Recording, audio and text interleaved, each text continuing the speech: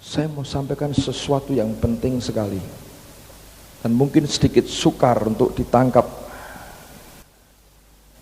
tetapi saya akan mencoba dengan sesederhana mungkin menjelaskan ini buat saudara. Saudara, selama beberapa hari terakhir ini saya sedang merenungkan tentang hati nurani. Saya melihat beberapa contoh dari kehidupan kita, sampai-sampai karena saya melihat ada begitu banyak hal yang saya lihat, saya mempertanyakan sebetulnya sampai di mana peranan hati nurani itu dalam kehidupan kita sebagai orang Kristen. Kita berkata seringkali, oh ya kita punya hati nurani, tapi nurani yang bagaimana yang kita miliki? Saya mau coba berikan gambaran sesimpel mungkin supaya Anda semua mengerti. Dan khususnya, saya mau katakan khususnya kita yang mulai mengenal suara Roh Kudus. Saudara perhatikan baik-baik karena bisa jadi ada terjadi kekeliruan antara suara nuranimu sendiri dengan suara Roh Kudus.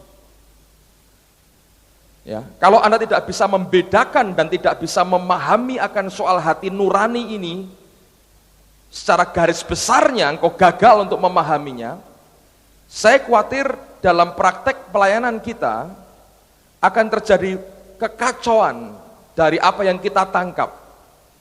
Kita menganggapnya suara roh, ternyata ini suara hati nurani kita. Nah, coba buka Yohanes pasal yang ke-8, lihat mulai ayat yang kedua. Yohanes pasal 8, mulai ayat yang kedua. Pagi-pagi benar ia berada lagi di bait Allah, dan seluruh rakyat datang kepadanya. Ia duduk dan mengajar mereka. Maka ahli-ahli Taurat dan orang-orang Farisi membawa kepadanya seorang perempuan yang kedapatan berbuat zina. Mereka menempatkan perempuan itu di tengah-tengah, lalu berkata kepada Yesus, Rabi, perempuan ini tertangkap basah ketika ia sedang berbuat zina. Musa dalam hukum Taurat memerintahkan kita untuk melempari perempuan-perempuan yang demikian. Apakah pendapatmu tentang hal itu? Mereka mengatakan hal itu untuk mencobai dia, supaya mereka memperoleh sesuatu untuk menyalahkannya. Tetapi Yesus membungkuk lalu menulis dengan jarinya di tanah. Dan ketika mereka terus-menerus bertanya kepadanya, ia pun bangkit berdiri, lalu berkata kepada mereka, barang siapa di antara kamu tidak berdosa, hendaklah ia yang pertama melemparkan batu kepada perempuan itu. Lalu ia membungkuk pula dan menulis di tanah. Lalu perhatikan ayat 9, saudara. Tetapi setelah mereka mendengar perkataan itu, pergilah mereka seorang demi seorang, mulai dari yang tertua. Dalam bahasa Inggrisnya, dalam terjemahan lain, sebetulnya ada satu kalimat yang terbuang di sini. Kalimatnya berbunyi begini, being convicted by their conscience, oleh karena ditemplak oleh hati nurani mereka sendiri. Setelah mereka mendengar itu, oleh karena ditemplak oleh hati nurani mereka sendiri, dikatakan, pergilah mereka seorang demi seorang, mulai dari yang tertua. Jadi cara kerja Tuhan begini rupanya. Nurani itu apa? Menurut saya itu merupakan roh sebetulnya. Suara nurani kita itu suara manusia batiniah kita, inner man kita, suara roh kita. Roh Kudus bekerja lewat firman yang diucapkan Yesus, tidak berurusan dengan pikiran mereka, karena pikiran mereka jahat, mencoba untuk menjebak Yesus. Tidak dengan perasaan mereka, karena perasaan mereka sudah menolak Tuhan dan benci kepada Yesus. Maka firman Allah itu masuk lewat rohnya kepada nurani mereka, kepada roh mereka. Lalu Alkitab berkata, being convicted by their conscience, oleh karena ditemplak oleh nurani mereka, pikiran mereka mau terus bekerja, perasaan mereka mau terus benci, tapi ada suara batin yang berkata, kamu berdosa banyak. Lalu sadar yang tertua yang pergi dulu karena paling banyak dosanya. Banyak orang tua berkata, saya ini orang tua, sudah banyak makan asam garam. Nah itu semua dosa. Asam itu marahi mencret, saudaraku. Garam itu marahi darah tinggi. Semua itu membuat dosa. Jadi yang tertua, yang pergi dulu. Sadar soalnya, aku paling akeh dosa nih. Lalu dia pergi. Ngerti saudara? Tapi bagaimana Tuhan bekerja? Dia nemplaknya pakai nurani kita. Nurani kita yang disadarkan, lalu nuraninya berkata, iya kamu berdosa juga. Kamu paling tua, paling banyak. Lalu malu, dia tinggalkan Yesus dan perempuan itu. Dimulai dari yang paling tua. Nah, oleh karena dia bekerjanya melalui dan lewat hati nurani, saudara, maka nurani itu penting. Nah, saya tanya kemarin di kantor kami diskusi, bisa keliru enggak hati nurani? Sebagian berkata, tidak bisa keliru. Nah, saya buktikan. Coba lihat Titus pasal pertama, ayat yang ke-15. Titus pasal pertama, ayat yang ke-15. Bagi orang suci, semuanya suci. Tetapi bagi orang najis dan bagi orang tidak beriman, suatu pun tidak ada yang suci. Karena baik akal maupun suara hati mereka najis. Bagi orang yang belum percaya dan orang yang najis, dikatakan bahwa pikiran mereka, hati mereka, dan juga suara hati mereka itu najis. Jadi bagi orang yang belum kenal Tuhan, suara hatinya sendiri sudah najis. Sebetulnya dasarnya baik, saudara. Karena Roma berkata, kalau orang tidak kenal akan Taurat pun, dalam nurani mereka ada Tauratnya sebetulnya. Ya. Tetapi oleh karena dosa, itu menjadi defile, tercemar, najis. Akibatnya yang keluar semua kenajisan. Nah itu yang membuat orang tanpa Yesus tidak bisa selamat, saudara. Karena nurani kita juga sudah najis. Nah sekarang buka Ibrani pasal 9. Apa yang terjadi pada waktu kita bertobat? Ibrani pasal 9 ayat yang ke-14. Betapa lebihnya darah Kristus yang oleh roh yang kekal telah mempersembahkan dirinya sendiri kepada Allah sebagai persembahan yang tak bercacat, akan menyucikan hati nurani kita dari perbuatan-perbuatan yang sia-sia, supaya kita dapat beribadah kepada Allah yang hidup. Jadi kita tanpa Yesus tidak mungkin beribadah kepada Allah yang hidup. Karena nurani kita akan melakukan pekerjaan yang sia-sia, dead works, pekerjaan-pekerjaan yang mati. Sehingga perlu darah Yesus itu menyucikan akan nurani kita. Jadi ingat saudara, orang yang belum dalam Tuhan, nuraninya cemar. Lalu ketika dia percaya kepada Yesus, dia bertobat, darah Yesus menguduskan akan nurani yang cemar ini, sehingga kita tidak melakukan perbuatan yang sia-sia, tapi membuat kita mampu beribadah kepada Tuhan. Nah setelah orang bertobat, apakah otomatis nuranimu bisa benar terus saudara? Belum tentu juga. Coba baca firman Tuhan. 1 Korintus pasal yang ke-8, mulai ayat yang pertama. Saya mau tunjukkan ini buat saudara. Saya hanya baca ayat yang ke-7, di rumah Anda baca sampai dengan ayat yang ke-13. Karena ini berkaitan, urutannya banyak. Tapi karena waktu, saya akan persingkat dari ayat pertama sampai ayat 7. Tentang daging persembahan berhala, kita tahu, 1 Korintus 8. Tentang daging persembahan berhala, kita tahu, kita semua mempunyai pengetahuan. Pengetahuan yang demikian membuat orang menjadi sombong, tetapi kasih membangun. Jika ada seorang menyangka bahwa ia mempunyai suatu pengetahuan, maka ia belum juga mencapai pengetahuan sebagaimana yang harus dicapainya. Tetapi orang yang mengasihi Allah, ia dikenal oleh Allah. Tentang hal makan daging persembahan berhala, kita tahu, tidak ada berhala di dunia dan tidak ada Allah lain daripada Allah yang esa. Sebab sungguh pun ada apa yang disebut Allah, baik di surga maupun di bumi, Dan memang benar ada banyak Allah dan banyak Tuhan yang demikian. Namun bagi kita hanya ada satu Allah saja, yaitu Bapa yang daripadanya berasal segala sesuatu dan yang untuk Dia kita hidup. Dan satu Tuhan saja, yaitu Yesus Kristus, yang olehnya segala sesuatu telah dijadikan dan yang karena Dia kita hidup. 7, perhatikan. Tetapi bukan semua orang yang mempunyai pengetahuan itu. Artinya tidak semua orang itu punya pengetahuan seperti itu, punya knowledge seperti itu. Ada orang yang karena masih terus terikat pada berhala-berhala, ini bukan nyembah berhala loh saudara.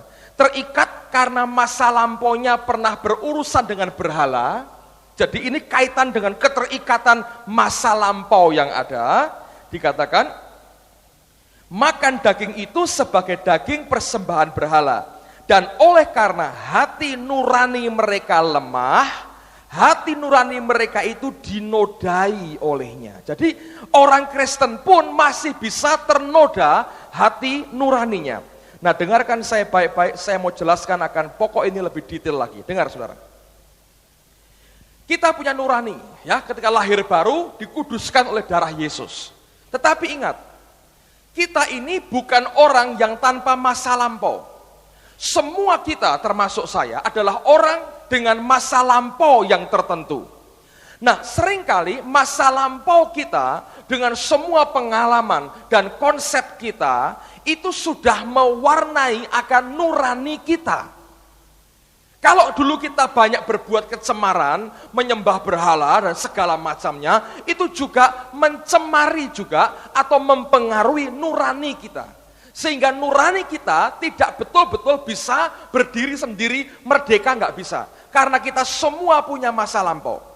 Bukan hanya soal berhala, tapi pengalaman hidup, termasuk pengalaman bersama orang Kristen, dengan gereja, dengan segala macam, itu mempengaruhi akan nurani kita. Contoh saudara, ada gereja yang ortodoks sekali ya. Gereja ini selalu kalau mau kebaktian atau apa itu tradisinya pakai pakaian putih-putih. Nah, dan perempuannya tidak pernah make up. Itu merupakan kebiasaan mereka lama, bertahun-tahun, berpuluh-puluh tahun. Dari dasar pertamanya kalau kebaktian pakai putih-putih, perempuannya tanpa make up. Satu kali seorang teman saya, hamba Tuhan, datang diundang ke gereja itu. Dan dia lupa akan tradisi gereja yang ada. Datang dengan pakai dasi warna merah dan pakai jas hitam dengan kancing emas. Istrinya pakai baju warna hijau atau kuning dengan make up yang tebal masuk dalam gereja. Semua orang, loh, pendeta kok begitu? Loh, saudara. Nurani mereka berkata, kok begitu pendeta? Apakah itu benar nurani itu? Bagi mereka itu benar, saudara. Kenapa? Karena nurani mereka sudah terpengaruh sebetulnya oleh tradisi mereka yang lampau. Nah, Alkitab juga menunjukkan begini. Ingat akan Petrus, ketika dia di Yope, dia sedang berdoa di atas, Tuhan menunjukkan penglihatan, ada gulungan kain, isinya semua binatang haram. Dan Tuhan berkata, Petrus, bunuh, sembelih, dan makan.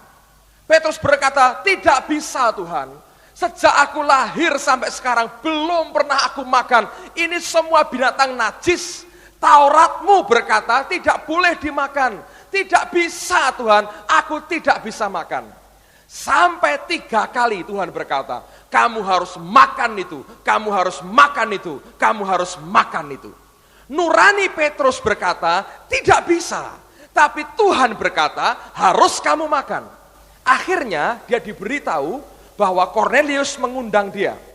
Nah, dia baru ngerti, oh yang najis yang aku makan ini adalah gambaran daripada Kornelius.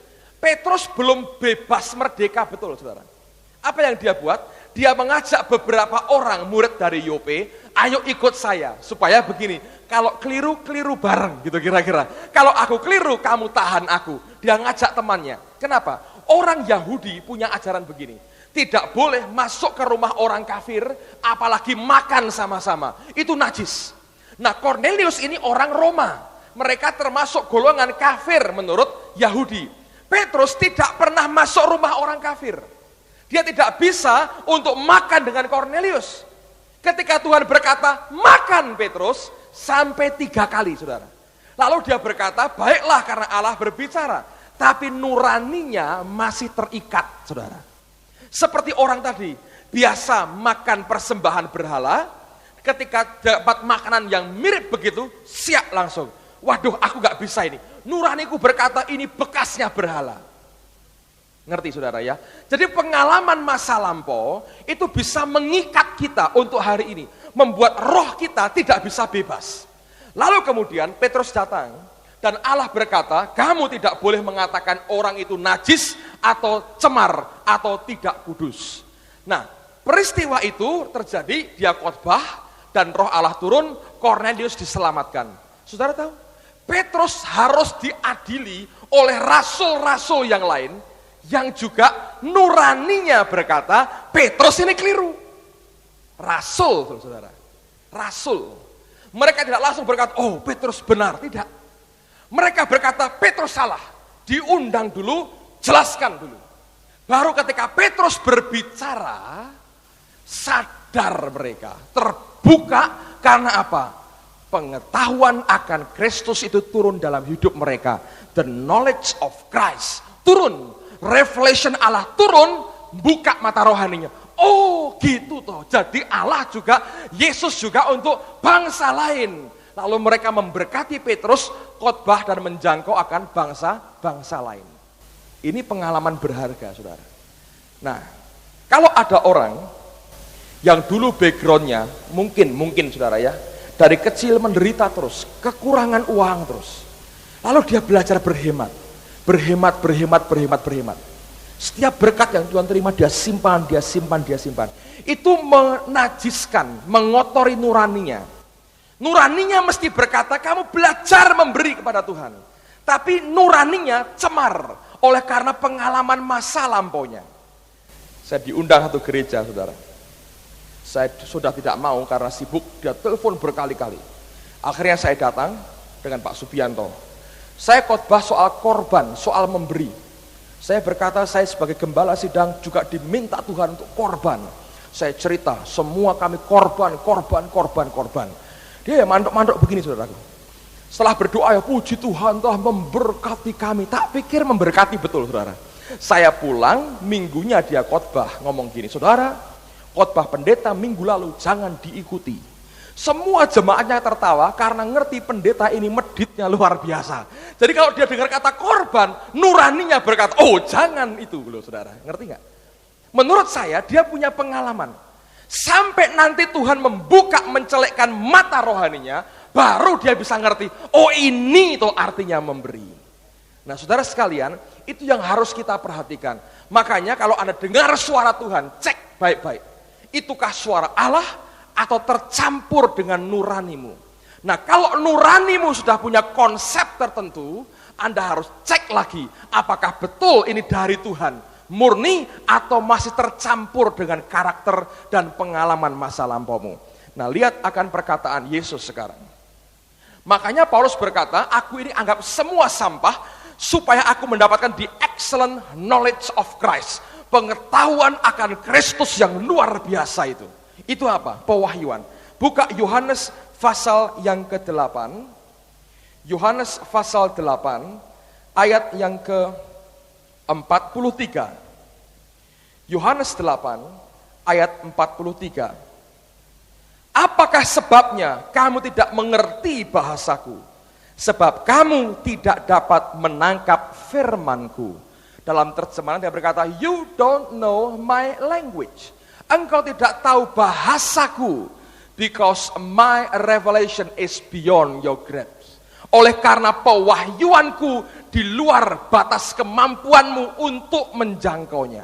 Selama kita belum bisa menerima pewahyuan dari Allah, the knowledge of Christ, kita tidak bisa mampu mengerti bahasanya Tuhan.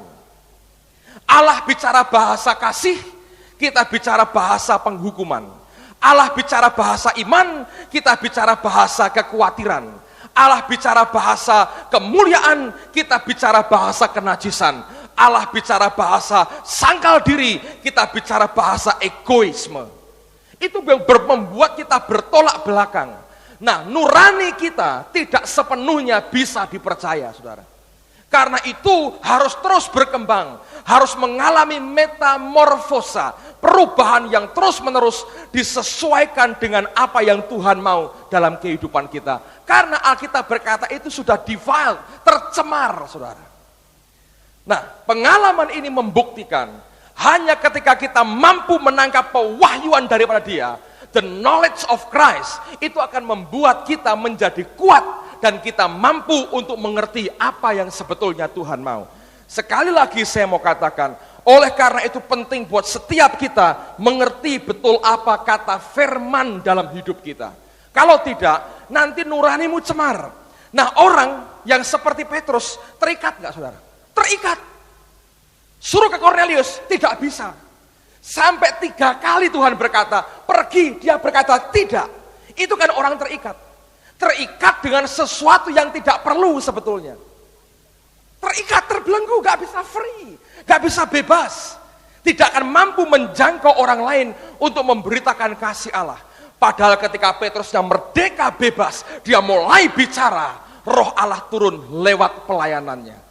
Banyak orang Kristen juga terikat, saudara.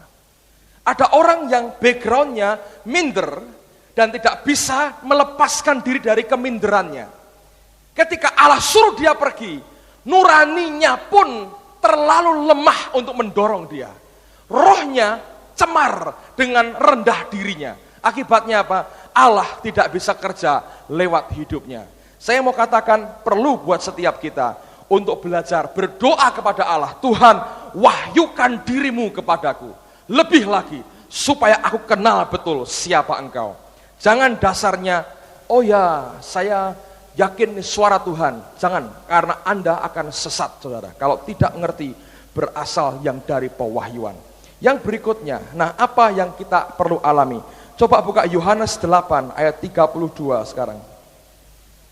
Yohanes 8 ayat 32. Alkitab berkata begini.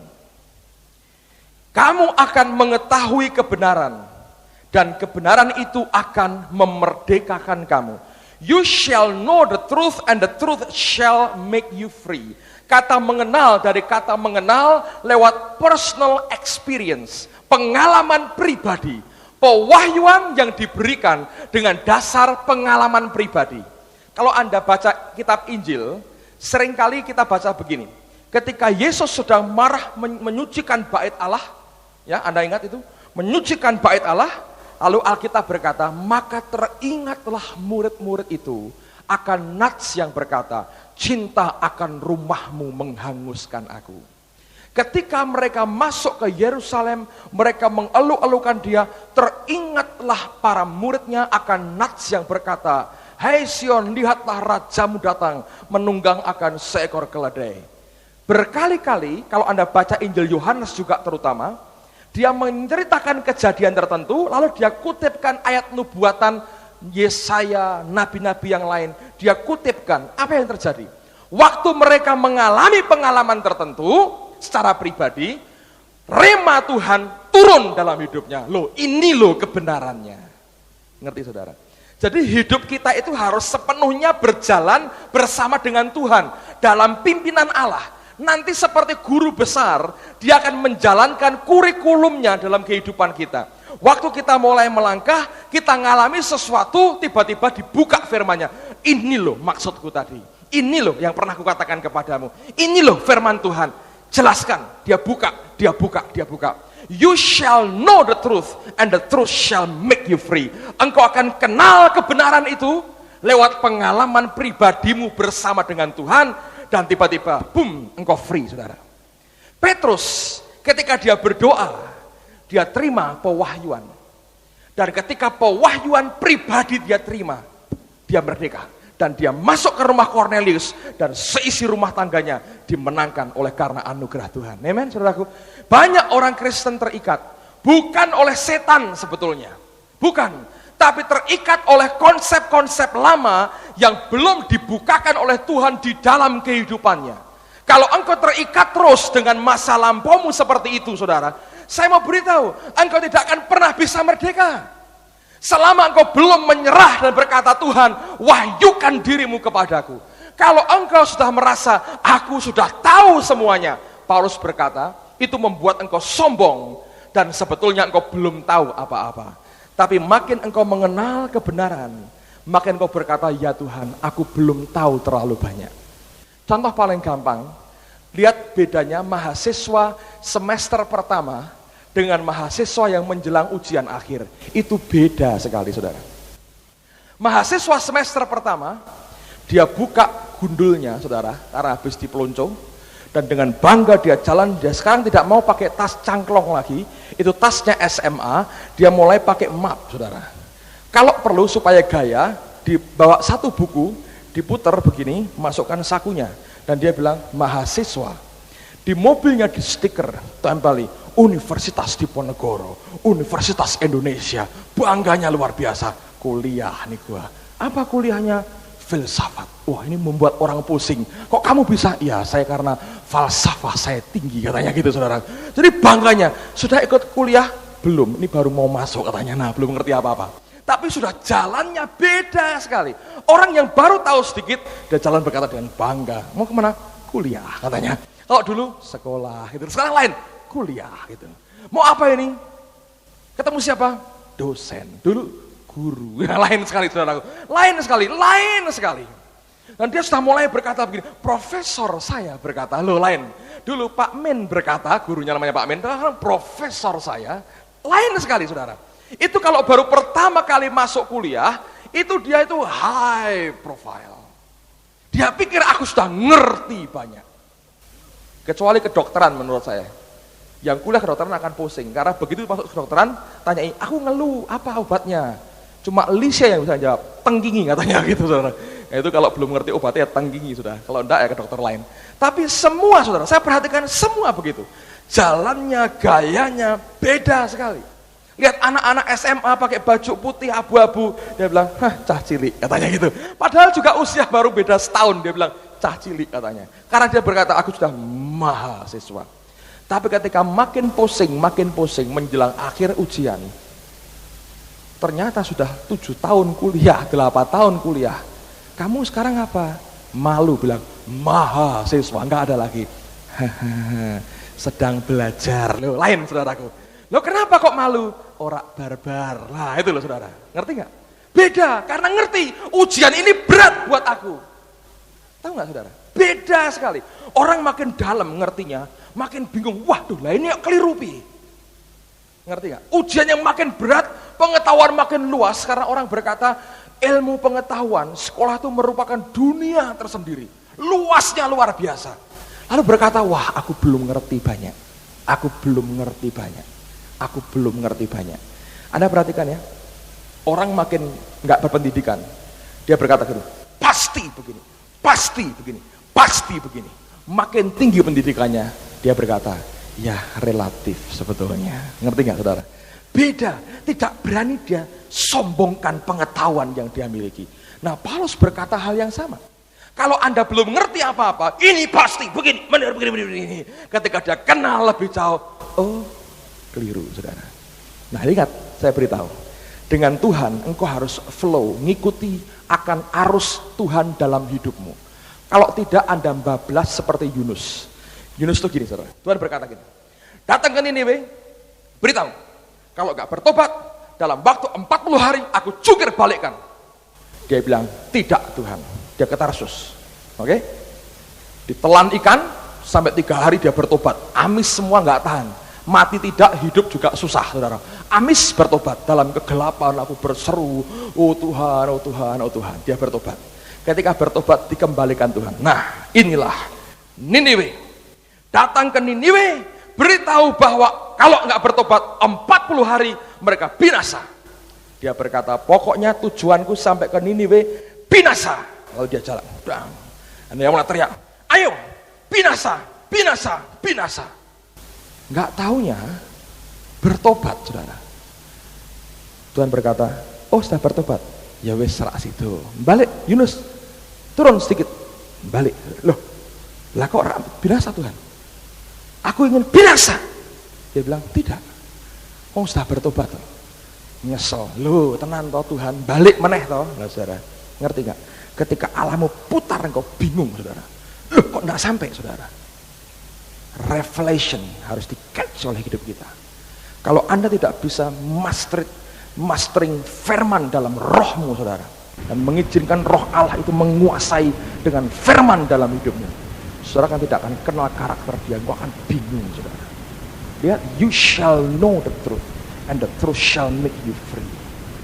Jadi kalau ada suara Roh Kudus, firman mesti backup. Bukan kehendak kita, tapi apa kata firman. Jadi kalau Anda jalan dengan Tuhan, hati-hati, jangan terlalu gaspol, saudara, karena seringkali dia bilang belok, saudara, ngerti? Kalau Anda kenceng dengan dagingmu sendiri, dia ada belok, slip, Anda kaget. Kok beda ternyata? Karena Anda harus ngerti akan karakter Tuhan. Oke? Yang berikutnya. Nah, kalau orang itu makin kuat akan nuraninya, dia akan bebas. Rohnya akan bebas melakukan kehendak Allah, tetapi sekaligus rohnya makin sensitif dengan perasaan Tuhan. 1 Petrus pasal 2 ayat yang ke-9. 1 Petrus pasal 2 ayat 19, maaf. 1 Petrus 2 ayat yang ke-19. Sebab adalah kasih karunia jika seorang karena sadar akan kehendak Allah, dikatakan apa? Menanggung penderitaan yang tidak harus ia tanggung. Dalam bahasa Inggrisnya, if because of conscience toward God, one endures grief. Oleh karena perasaannya, nuraninya terhadap Tuhan, sensitif terhadap perasaan Allah, orang itu harus mengalami grief, duka. Dia bilang, itu merupakan kasih karunia, thanks worthy. Layak kita bersyukur kalau perasaan terhadap Tuhan ini membuat kita berduka. Saudara, Anda pernah dengar orang berkata, rohku duka sekali. Karena dia mulai ngerti akan perasaan Tuhan yang sedang duka. Didukakan oleh anak-anaknya, didukakan oleh dunia ini. Lalu muncul duka cita dalam rohnya. Ngerti, saudara? Tapi itu hanya bisa terjadi kalau roh kita merdeka. Kalau rohmu tidak merdeka, engkau berduka atas apa? Loh, orang kok makan daging, engkau duka. Petrus kok masuk rumahnya Cornelius, engkau duka. Itu bukan duka karena rohmu yang murni duka, tapi campur dengan dagingmu. Nah, kalau kita murni, roh kita kuat, duka cita kita akan murni karena conscience toward God. Oleh karena perasaan kita mengerti akan perasaan daripada Tuhan. Nah, pada puncaknya nanti, seperti yang Paulus katakan, ayat yang terakhir, lihat Roma pasal 9, Roma pasal 9, ayat yang pertama, dia berkata begini, aku mengatakan kebenaran dalam Kristus, aku tidak berdusta, suara hatiku turut bersaksi dalam Roh Kudus. Nanti pada puncaknya, ketika engkau sungguh-sungguh terima the knowledge of Christ, suara hatimu, rohmu akan bersaksi dalam Roh Kudus. Nah, itu yang benar, saudara. Dan itu puncak dari semuanya. Dan dia berkata, aku berduka oleh karena orang Israel, orang sebangsaku. Saudara, mari terus bertumbuh dalam Tuhan. Oke? Kalau Anda ngerti ini, hubungan suami istri akan enak. Kalau Anda ngerti itu, Anda akan bisa lebih memahami orang lain. Saudara tidak akan reaksioner, tapi akan lebih mudah makin memahami orang lain. Dan Paulus berkata, itu bukan semata-mata karena knowledge biasa, tapi oleh karena kasih. Karena orang yang mengasihi Allah dikenal oleh Tuhan sendiri. Dan kalau hanya murni pengetahuan akan membuat engkau sombong. Tapi pengetahuan itu pada akhirnya membawa engkau kepada pribadinya sendiri. Yaitu apa? Kasih, saudara. Nah, kalau kita bisa belajar ini, saya tahu ini tidak gampang ditangkap. Tapi kalau Anda bisa catch dengan spiritmu, akan membuat kita dimerdekakan oleh karena anugerahnya. Amen, saudara. Ada banyak orang yang nuraninya seringkali salah. Tapi kalau kita mau dengar dengan suara Tuhan dan mengikuti akan firman Tuhan, saudara akan belajar sesuatu yang luar biasa. Saya mau beritahu saudara, kalau engkau mau dimerdekakan seperti Petrus dimerdekakan, belajar untuk terima the knowledge, the excellent knowledge of Christ, itu akan membuat Anda merdeka, dimerdekakan dari semua ikatan yang tidak perlu sebetulnya. Itu kamu tengking nggak bisa, saudara, kecuali firman dia berkata, you shall know the truth and the truth shall make you free. Engkau akan terima kebenaran dan kebenaran itu akan memerdekakan engkau. Kalau itu ikatan karena jimat, karena kuasa gelap, karena dukun, karena jinah, Anda tengking. Tapi kalau itu konsep dalam hidup kita yang dia mau lepaskan dari kehidupan kita, itu yang pada akhirnya harus membuat kita kenal dulu yang namanya kebenaran akan pengetahuan Kristus dalam kehidupan kita. Haleluya. Saudara masih terikat? You shall know the truth and the truth shall make you free. Tapi saya tidak ngerti, Pak. Dan Tuhan berkata, you don't know my language then. Engkau tidak ngerti bahasaku. Because my revelation is beyond your grasp. Karena pewahyuanku di luar jangkauanmu untuk menjangkaunya. Minta anugerahnya, saudara, supaya itu membuka mata rohani kita mengenal akan kebenaran. Saya tidak malu ceritakan akan kelemahan yang ada, supaya semua kita belajar. Amen, saudaraku. Satu kali kalau Anda menghadapi hal yang sama dalam wujud yang berbeda, hati-hati dengan roh dusta dalam hidupmu. Pegang kuat firman Tuhan, dan saudara akan kenal dia secara benar. Amen. Mari kita berdiri bersama-sama. Haleluya.